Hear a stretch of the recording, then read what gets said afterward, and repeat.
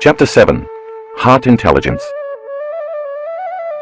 Since our human ancestors first began etching their histories upon cave walls and stone tablets, like a thread through the needle of time, the heart has appeared as a symbol to represent health, wisdom, intuition, guidance, and higher intelligence. The ancient Egyptians, who referred to the heart as Ibi, believed the heart, rather than the brain, was the center of life and the source of human wisdom. The Mesopotamians and the Greeks both thought of the heart as the center of the soul. The Greeks, however, considered it an independent source of heat within the body, while the Mesopotamians believed it was a fragment of the sun's heat. They even performed human sacrifices whereby they extracted a still-beating human heart to offer it to the sun god. The Romans understood the heart to be the body's most life-giving, vital organ. In the 17th century, during the early years of the scientific revolution, French philosopher René Descartes argued that the mind and body were two radically distinct substances. Through this mechanistic view of the universe, people began to view the heart as an extraordinary machine. The mechanism of the heart as a physical pump began to overshadow its nature as humanity's connection to an innate intelligence. Through scientific inquiry, the heart slowly ceased to be recognized as our connection to feelings, emotions, and our higher selves. It has only been through the new science of the last few decades that we've begun to reconcile, understand, and recognize the true significance of the heart as a source that generates electromagnetic fields and as our connection to the unified field. We know that the heart, beyond its obvious role in sustaining life, is not simply a muscular pump that moves blood throughout our body, but an organ capable of influencing feelings and emotions. The heart is a sensory organ that guides our decision-making ability, as well as our understanding of ourselves and our place in the world. It's a symbol that transcends time, place, and culture. It's a commonly accepted premise that when we are connected to the heart's inner knowing, we can tap into its wisdom as a source of love and higher guidance. You may well be wondering why it is that out of all of the organs in the body, such as the spleen, liver, or kidneys, the heart is the only one to have intelligence. Since 2013, we've gone to great lengths to measure and quantify coherence and transformation, which are central to understanding the heart's role. Almost everyone recognizes that the elevated feelings of the heart connect us to the consciousness of love, compassion, gratitude, joy, unity, acceptance, and selflessness. These are feelings that fill us up and make us feel whole and connected, rather than the feelings of stress that divide communities and drain us of vital energy. The problem is that these elevated feelings of the heart often occur through chance, dependent upon something external in our environment, rather than as something we can produce for ourselves on demand. Without a doubt, it's a challenge to maintain our mental and emotional equilibrium in today's fast-paced, stress-filled, productivity-focused, hurry-up-and-finish culture, and the loss of this equilibrium can have serious ramifications for our health. For instance, at the turn of the 20th century, hardly anyone died of heart disease, while today it's the leading cause of death for both men and women. Each year in the United States alone, heart disease costs approximately $207 billion in healthcare services, medications, and lost productivity. Stress is one of the main contributing factors to heart disease, and it's reaching an epidemic level. Fortunately, there's an antidote. What we've found in researching and studying the many facets of heart coherence is that we can, in fact, regulate our internal states, independent of the conditions in our external environment. Just like developing any skill, voluntarily creating heart coherence requires knowledge, application, and practice. Integral to our understanding of the heart has been our partnership with a pioneering, groundbreaking work of the HeartMath Institute. HMI is a non-profit research and education organization that works to better understand heart-brain coherence. Since 1991, HMI has researched and developed reliable, scientifically based tools to help people bridge the connection between their hearts and minds, as well as deepen their connection with the hearts of others. Their mission is to help people bring their physical, mental, and emotional systems into balanced alignment through the intuitive guidance of the heart. The foundation of our partnership is built upon the shared belief that in order to create a new future, a person needs to marry a clear intention, coherent brain, with an elevated emotion, coherent heart. HMI's research has proven that by combining an intention or thought, which as you have read acts as the electrical charge, with a feeling or emotion, which you already understand acts as a magnetic charge, we can change our biological energy. And when we change our energy, we change our lives. It's the union of these two elements that produces measurable effects on matter, moving our biology away from living in the familiar past to living in the new future. At our workshops across the world, we teach our students to maintain and sustain these elevated states of being so they can cease living as victims of circumstance, swinging from one emotion to the next, and begin living as the creators of their reality.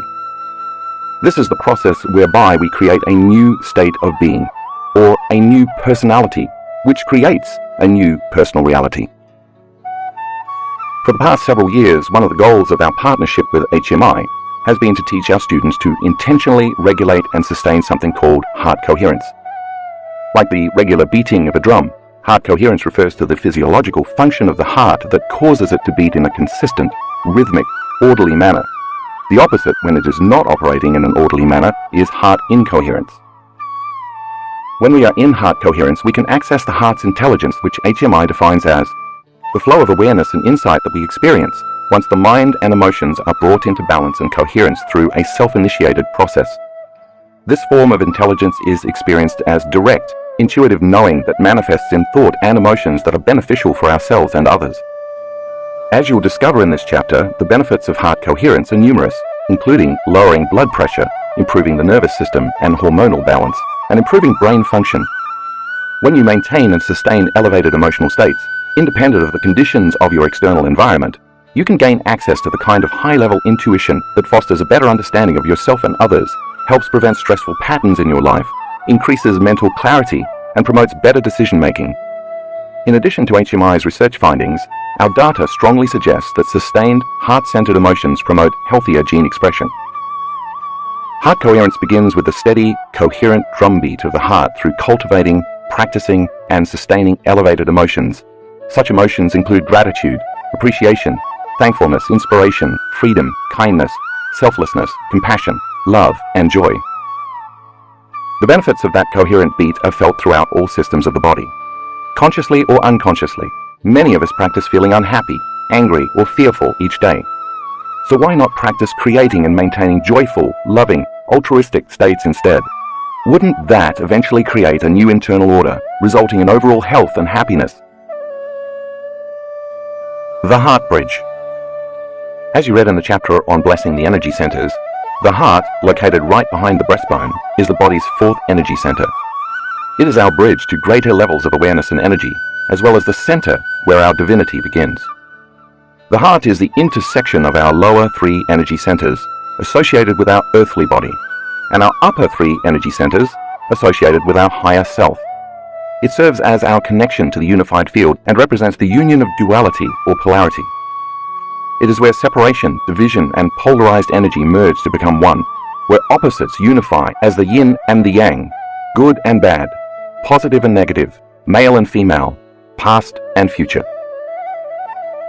When your heart becomes coherent, your nervous system responds by increasing the brain's energy, creativity, and intuition, which has a positive effect on virtually every organ in the body. Now the heart and the brain are working together, causing you to feel more whole, connected, and content, not only within your own body, but also with everything and everybody. When you are in a heart-centered state, the wholeness you feel consumes any feelings you may have of want and lack. From this creative state of wholeness and oneness, magic begins to happen in your life because you're no longer creating from duality or separation. You're no longer waiting for something outside of you to provide relief from the internal feelings of lack, emptiness, or separation. Instead, you are becoming more familiar with your new, ideal self and creating new experiences of yourself. If you keep activating your heart center properly enough times during the creative process each day, in time you will feel more like your future has already happened. How can you ever want or feel lack if you feel whole? If the first three centers reflect our animal nature and are based on polarity, opposites, competition, need, and lack, the fourth center begins our journey to our divine nature. It is from within this heart center that we change our mind and energy from living in selfish states to living in selfless states. And then we feel less affected by separation or duality and are more prone to make choices for the greatest good of everyone. All of us have felt the consciousness of the heart center at one time or another in our lives. This energy is related to being fulfilled and at peace with yourself and your surroundings. When we embrace the feelings related to the heart, feelings that lead us to give, nurture, serve, care, help, forgive, love, trust, and so on, we can't help but feel filled up, whole and complete. I believe this to be our innate nature as human beings. Homeostasis, coherence, and resilience. As you have now learned, the autonomic nervous system, the involuntary division of the nervous system, is divided into two subsystems, the sympathetic nervous system and the parasympathetic nervous system. As you know, the sympathetic nervous system, when switched on, regulates the body's unconscious actions and responses, such as increased breathing, elevated heart rate, excess perspiration, dilation of the pupils, and so on. Its primary function is to stimulate the fight or flight response when a real or perceived danger is imminent. This system works to protect us in our outer environment. The parasympathetic nervous system complements the sympathetic nervous system in that it performs the exact opposite functions. Its role is to conserve energy, relax the body, and slow the high energy functions of the sympathetic system. The parasympathetic system maintains protection in our inner environment. If you think of the ANS as an automobile, the parasympathetic system would be the brake and the sympathetic system the accelerator. Both branches of the ANS continuously relay communications between the heart and the brain. In fact, the heart and the brain have more nerve connections to each other than any other systems in the body. These two systems, the sympathetic and parasympathetic, are always working to maintain a state of homeostasis, relative equilibrium between all systems within the body. When the body is in a state of homeostasis, we generally feel relaxed and safe within our current environment. From this state of homeostasis, where all the body's systems are working in harmony and minimal amounts of energy are wasted, we can intentionally affect the nervous system to create coherence. In order to feel these emotions of coherence, the neural connections between the heart and brain must be functioning optimally in a balanced and coordinated manner. When the heart is beating in such an orderly, coherent fashion, it brings the ANS into coherence, which in turn improves our brain functions by causing us to feel more creative, focused, rational, aware, and open to learning. As you know, the opposite of coherence is incoherence. When the heart is beating incoherently, we feel out of balance, on edge, anxious and unfocused. Because the body is operating in survival, we function more from an animalistic, primitive perspective than from the higher, heart-centered emotions of our greater humanity and divinity. Incoherence is brought on by stress, which is the body and mind's response to disruptions and upsets in our external environment. If the parasympathetic nervous system functions best when we feel safe, then the sympathetic nervous system is activated mostly when we feel unsafe.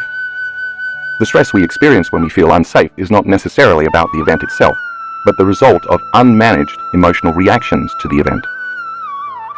In a state of homeostasis, you can think of the body as a sophisticated, finely tuned machine. But when emotions such as resentment, anger, jealousy, impatience, and frustration persist, our internal equilibrium is thrown out of balance. If you think about a time recently when you felt stress, it probably felt somewhat like a fragmented rhythm. As it turns out, this is exactly what the heart is doing, beating in a fragmented rhythm. In a state of chronic stress, the body struggles to maintain homeostasis, and we may begin to suffer from myriad stress-related symptoms. This constant stress draws from the invisible energy field around our body and depletes our vital life force, leaving little time or energy for repair and restoration. As a result of the body's reliance on the stress hormones, now we're caught in an addictive loop where incoherence and chaos start to feel normal. But at what cost? The long-term effects of stress can be catastrophic. According to one Mayo Clinic study of people with heart disease, psychological stress was the strongest predictor of future cardiac events, including cardiac death, cardiac arrest, and heart attack. Many people, because they live in states of chronic stress, don't even realize they are living under stress until an event such as a heart attack occurs. It makes sense, then, that if the heart is beating incoherently for extended periods of time, not working in balance and order, sooner or later it is going to fail. Key to our ability to manage stress is what's known as resilience, which HMI defines as the capacity to prepare for, recover from, and adapt in the face of stress, adversity, trauma, or challenge. Resilience and the management of emotions are both integral to many important physiological processes involved in energy regulation, how fast the body bounces back after the stress response, and our ability to maintain health and homeostasis. HRV, communication between the heart and brain. We've been led to believe that the brain reigns over our biology.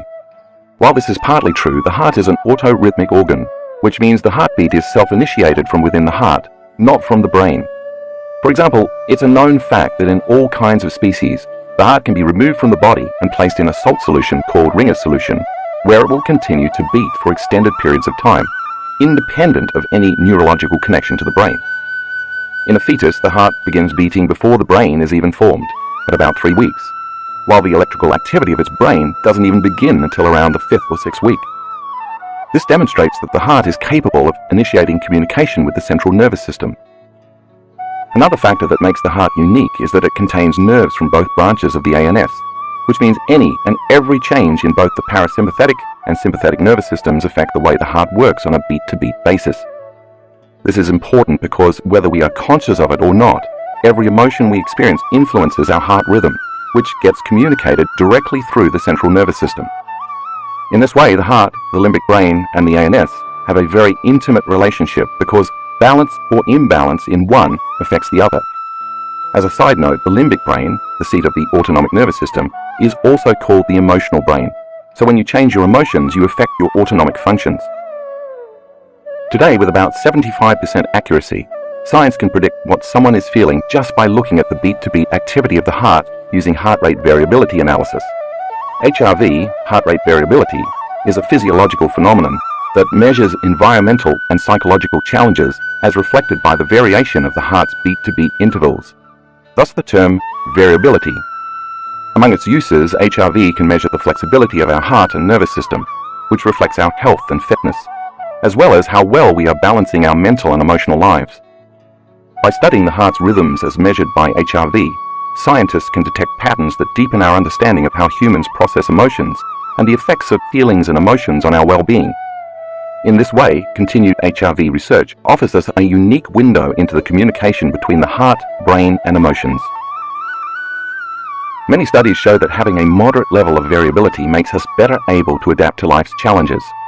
But a low level of heart rate variability is a strong and independent predictor of future health problems, including all causes of mortality. Low HRV is also associated with numerous medical conditions. When we are young, we have greater variability, but as we age, our variability decreases. HRV patterns are so consistent that when scientists look at an HRV reading, they can generally estimate the subject's age within approximately 2 years. For many years, a steady heart rhythm was considered a sign of good health, but now we know that our heart rhythm changes with each and every heartbeat, even when we are sleeping. Over the years, HMI researchers have discovered information encoded within these beat-to-beat intervals by looking at the spaces between heartbeats in HRV readings, rather than the spikes related to the beats themselves. This is somewhat similar to Morse code, where we understand communications by the intervals between transmissions. In the case of our heart, the intervals between its beats are complex transmissions used to relay communications between the brain and body.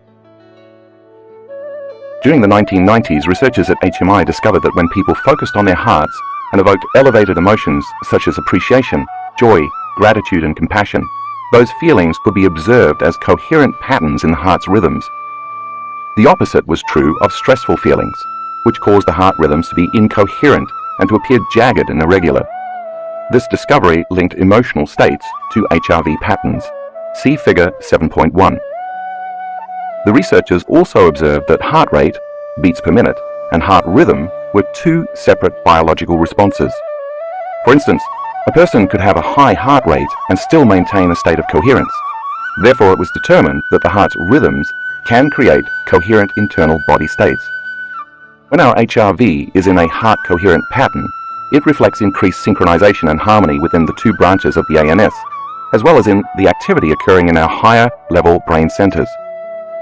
So much of what we've learned from Western medicine has caused us to believe that we cannot control our body's autonomic nervous system, like heart rate and blood pressure, because such functions are beyond the domain of the conscious mind, not to mention the separation between the voluntary and involuntary nervous systems. We now know, however, that you don't have to be a yogi or a mystic to be able to master such skills. You just have to be supernatural, which can be learned.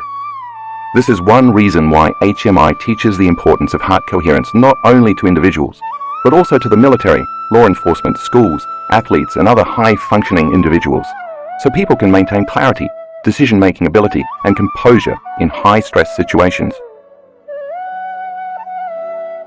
The benefits of heart coherence. When we choose to cultivate and experience elevated emotions, and the coherent signal of those elevated emotions reaches the brain. If the amplitude of the signal is high enough, chemicals equal to those feelings and emotions are released into the body. We call this a feeling, and positive feelings like this make us feel lighter and freer. In other words, the energy of your whole state of being is elevated. If you are feeling an elevated sense of well-being in a safe environment, the energy of those feelings sets in motion a cascade of at least 1,400 biochemical changes in the body that promote growth and repair. Instead of drawing from the invisible field of energy around your body to transform energy into chemistry, now you're adding to and expanding that field, resulting in a new expression of chemistry reflective of the change in energy. How?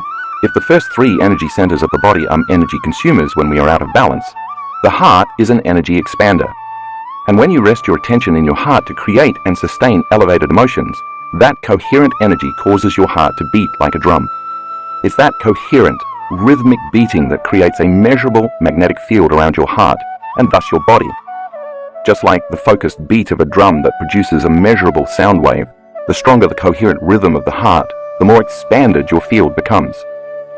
When you are feeling hurt, anger, stress, jealousy, rage, competition, or frustration, on the other hand, the signal from the heart to the brain becomes incoherent, and this triggers the release of approximately 1,200 chemicals into the body, equal to those feelings. This chemical dump lasts approximately 90 seconds to 2 minutes. In the short term, these stressful feelings are not harmful.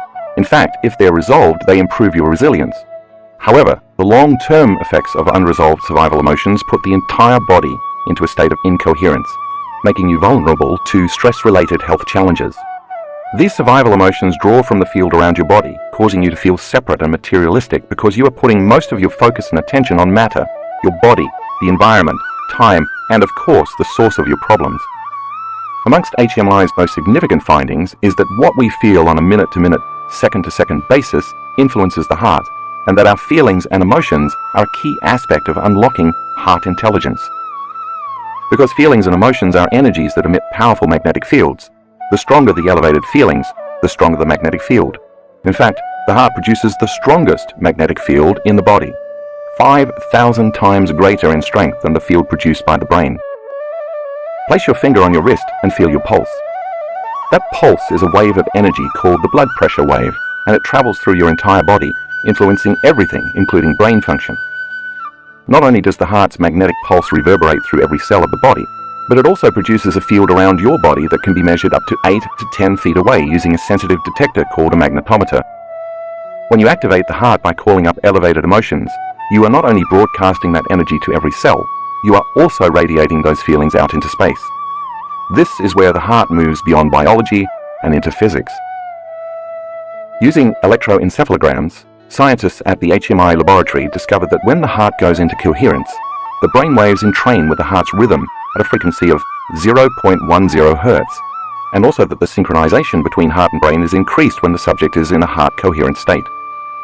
The coherent frequency of 0.10 Hz has been shown to be a state of optimum performance associated with increased access to our deeper intuition and internal guidance. Once the analytical mind is out of the way, the individual can move down the ladder of consciousness from alpha to theta to delta brainwaves, the state in which restorative functions in the body take place.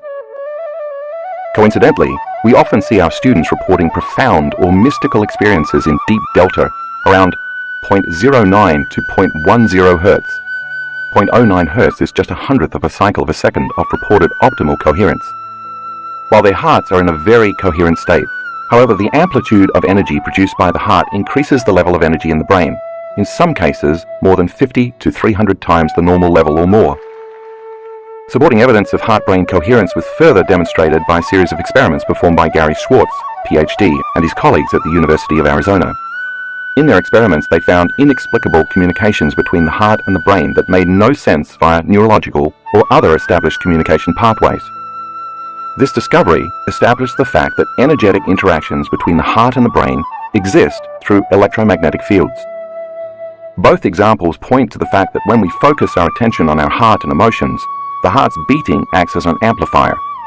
This increases the synchronization between our heart and brain and creates coherence, not only in the physical organs, but also in the electromagnetic field surrounding our body.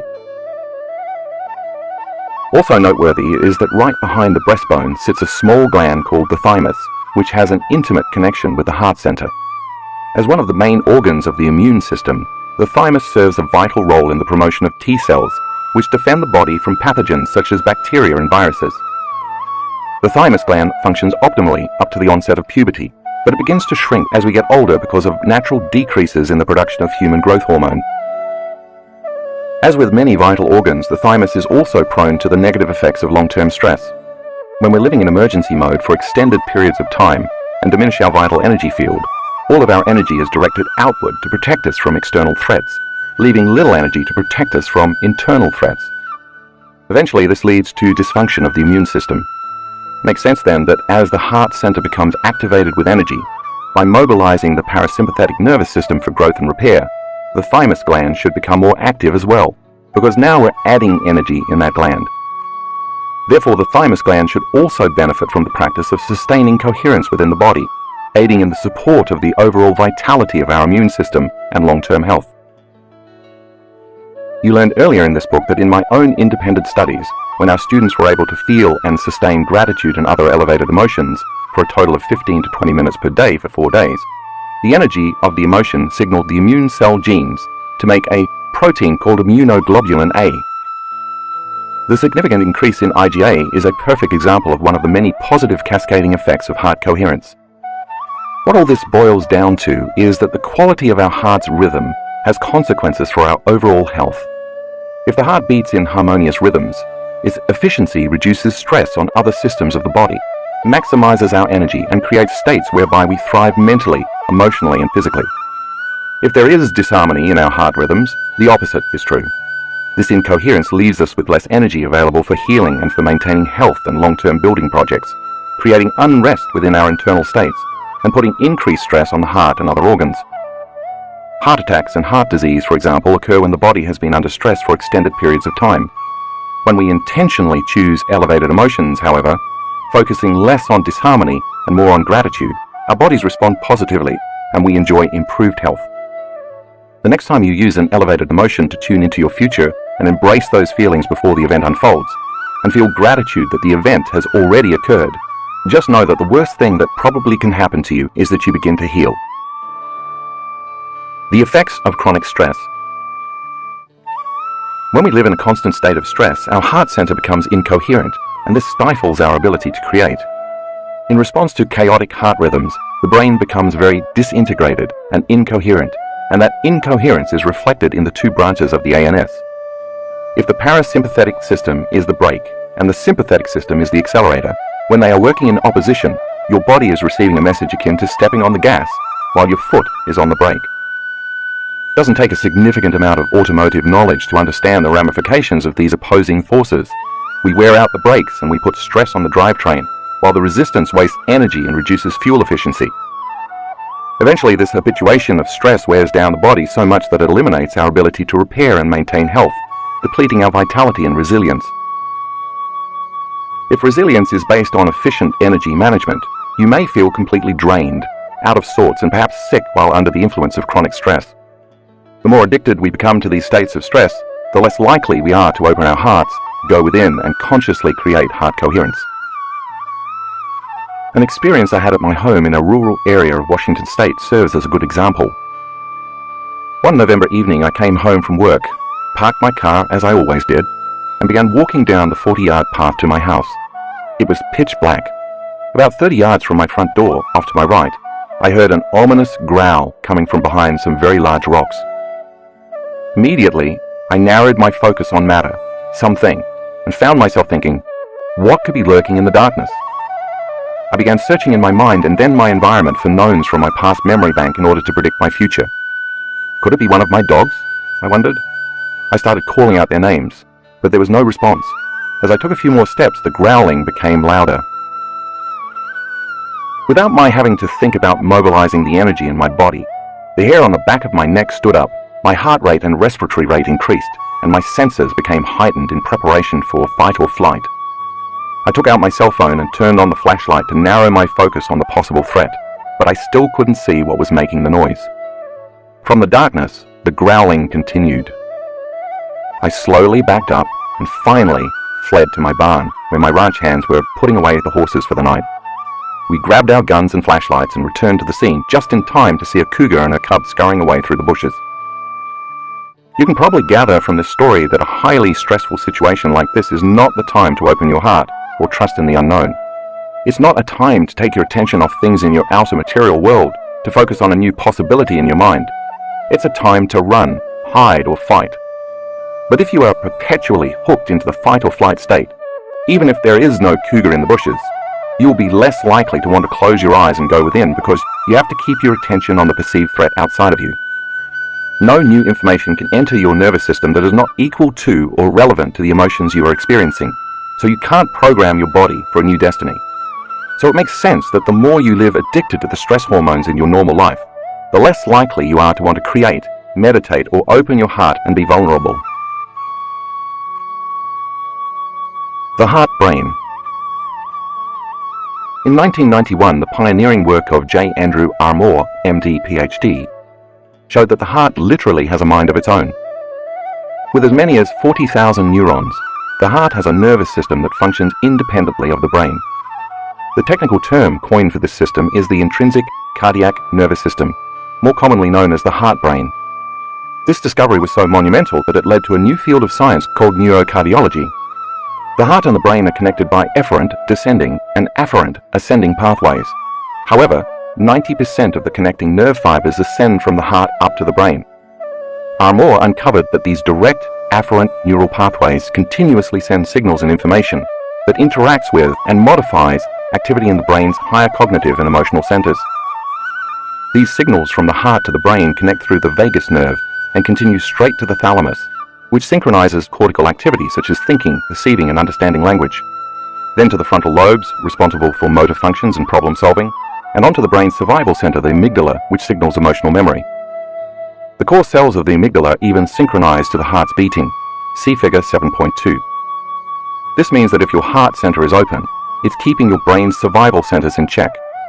It's possible then that the more heart-centered you are, the less likely you will react to stresses in your life. The reverse is also true.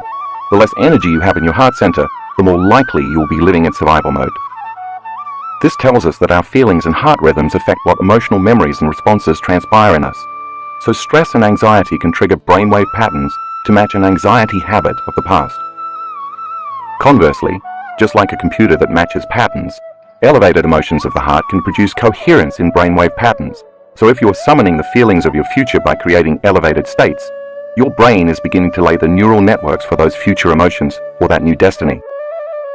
Armour's discovery of the afferent neural pathways from the heart to the brain proves that the heart independently processes emotions, responds directly to the environment, and regulates its rhythms without receiving information from the brain. That's because the heart and the ANS always work together. Also noteworthy is that the nerves facilitating this communication enable the heart to sense, remember, self-regulate, and make decisions about cardiac control, independent of the nervous system. To put it simply, emotions and feelings originating in the heart play an important role in the way we think, process information, feel, and understand the world and our place in it. Once the heart center is activated, it acts as an amplifier to jumpstart the brain, enhance its activity, and create balance, order, and coherence throughout the body. Living heart-centered. As I said earlier, every thought you think produces corresponding chemistry equal to that thought, which in turn creates an emotion. Therefore, you are suggestible only to the thoughts equal to your emotional state. We now know that when our students are heart-centered and feel more wholeness and oneness, they're less separate from their dreams. When they feel gratitude, abundance, freedom, or love, all those emotions welcome corresponding thoughts. Those heart-centered emotions open the door to the subconscious mind so that you can program your autonomic nervous system equal to the thoughts of your new future. We also know that if they live in the feeling of fear or lack, but try to think they're abundant, they can't produce a measurable effect, because change can only happen when thoughts are in alignment with the emotional state of the body. They can think positively all they want, but without a corresponding feeling or emotion equal to that thought, the message cannot be felt or understood throughout the rest of the body. So you could repeat the affirmation, "I am fearless," until you're blue in the face. But if it's fear you're actually feeling, the thought, "I am fearless," never makes it past the brainstem, which means you're not signaling the body and ANS into a new specific destiny. The feeling is what produces the emotional charge, energy, to stimulate your ANS into a different destiny. Without the feeling, a disconnect remains between your brain and body, between the thought of health and the feeling of health, and you can't embody that new state of being. It's only when you change your energy that you can produce more consistent effects. If you sustain these elevated emotions on a daily basis, eventually your body, in its innate intelligence, begins to make relative genetic changes in the way I described earlier. That's because the body believes that the emotion you are embracing is coming from an experience in your environment. So when you open your heart center, practice feeling an emotion before the experience occurs, and marry it with a clear intention, the body responds as if it's in the future experience. That heart-mind coherence then influences your body chemistry and energy in a series of ways. If coherence between the heart and the brain can originate in the heart, and their synchronization results in optimal performance and health, then you should be taking time every day to focus on activating your heart center.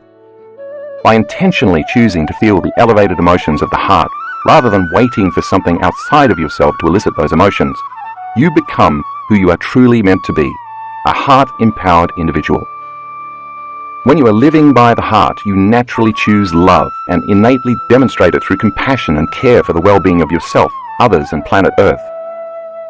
Through our partnership with HMI, our students have demonstrated that with practice, we can in fact produce, regulate, and sustain elevated feelings and emotions, independent of events in our external world. In our workshops around the world, through the practice of regulating heart rhythms to sustain elevated emotions, we teach our students how to generate heart and brain coherence. We then measure their abilities using HRV monitors. During guided meditations, we ask our students to surrender to the feelings of gratitude, joy, and love, and we encourage daily practice outside of our formal instruction, because when one chooses to practice sitting in a state of coherence, it becomes a habit. I hope that with enough practice, our students can replace old mental scripts of feeling unworthy, fearful, or insecure with more elevated states of being and fall deeply in love with their lives. We've seen enough of them demonstrate that it is indeed possible to produce positive, measurable, tangible effects in their lives simply by shifting the paradigm of their thoughts and feelings. These dedicated individuals return to their homes where the positive effects they've produced in their own lives ripple out to positively affect their families and communities, continuously expanding their vibrational influence of harmony and coherence throughout the world. By repeatedly practicing the regulation of heightened emotional states, in time the constant feeling of elevated emotions creates a new emotional baseline.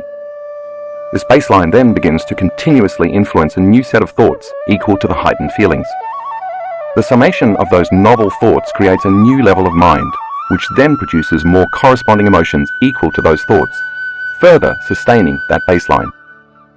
When this feedback loop between the heart, body, and mind-brain occurs, you are in an entirely new state of being, the consciousness of the unlimited mind and the energy of profound love and gratitude.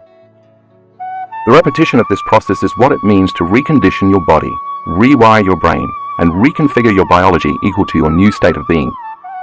Now you are naturally, automatically, and regularly broadcasting a different electromagnetic signature of energy into the field. This is who you are, or who you have become. Countless history books could be written through the lens of incoherent emotions. Whether the result is a Shakespearean tragedy, genocide, or a world war, survival emotions such as blame, hate, rage, competition, and retribution have resulted in an endless, unnecessary trail of pain, suffering, oppression, and death. The results have caused humans to live in opposition and conflict rather than in peace and harmony. This is a time in history when we can break that cycle. This is a pivotal moment in the story of humanity where ancient wisdom and modern science are intersecting to provide us with the technology and scientific understanding to learn not only how to more efficiently and effectively manage our emotions, but also what that means for our health, relationships, energy levels, and personal and collective evolution. It doesn't require moving mountains, only changing our internal state of being. This allows us to alter the way we act with one another, replacing stressful situations with positive experiences that give us energy, fill our spirit, and leave us with a sense of wholeness, connection, and unity. The brain may think, but when you turn your heart into an instrument of perception, it knows. Examples from our workshops.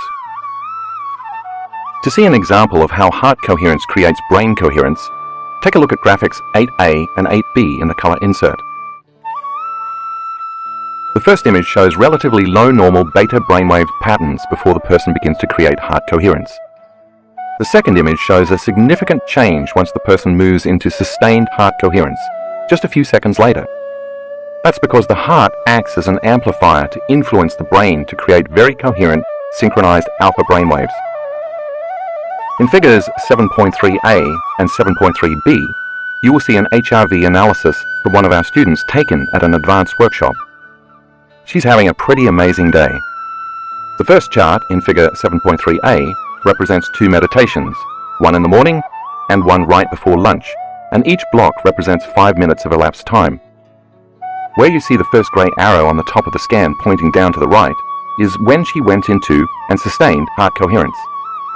During our 7 a.m. meditation, she maintained this state for more than 50 minutes, until you see the second arrow pointing down to the left. At the bottom of the scan, where you can see the second grey arrow pointing down to the right, is when she again went into heart coherence for 38 minutes, during a meditation just before lunch, ending with the second grey arrow pointing down to the left. You can see she is developing the skill. Now look at figure 7.3b. In the next meditation, later that afternoon, if you glance between the 2 grey arrows at the top of the figure, you can see that she goes into heart coherence again for almost 45 minutes. What makes this reading so fascinating, however, is what happens later that evening around 8 p.m. See the second set of grey arrows pointing inward. Since there was no meditation taking place at the time, we asked her later what she had experienced. Her heart went into super coherence for more than an hour while she was in her normal level of wakefulness. She told us she'd been getting ready for bed when suddenly she felt an overwhelming feeling of love. It was so strong that she had to lie down and surrender to it. Her heart spontaneously went into heart coherence, and for an hour and 10 minutes, while she lay on her bed, she fell deeply in love with her life. She sustained a change in her ANS. Where you see the last arrow is where she said she rolled over on her side and fell asleep. Not a bad way to end a day, wouldn't you agree? So ponder this. You know how easy it is to think a fearful, anxious thought about a future event that hasn't happened, and in your mind emotionally embrace this fictional outcome over and over.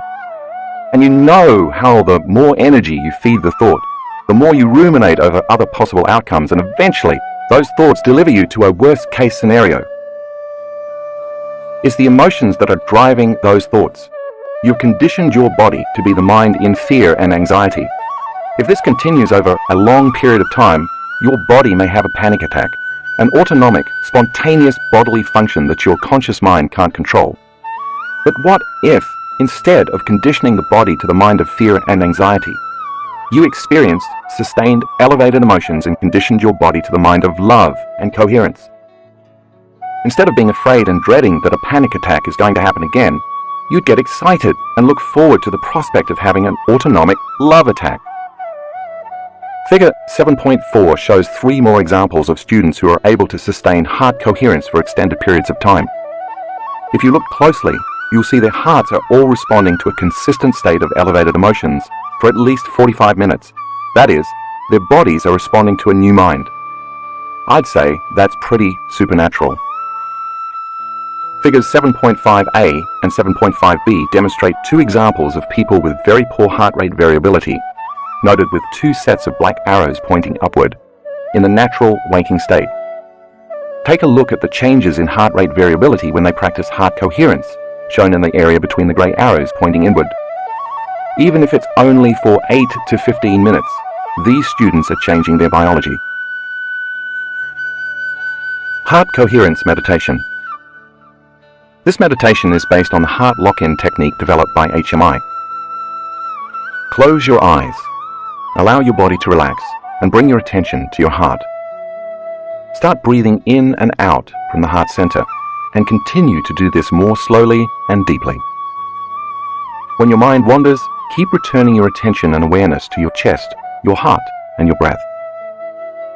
Next, while you rest your attention in your 4th center, bring up some elevated emotions while continuing to breathe in and out of your heart center.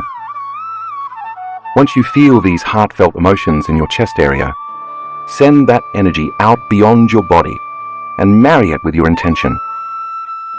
Continue to broadcast that energy and intention all around you.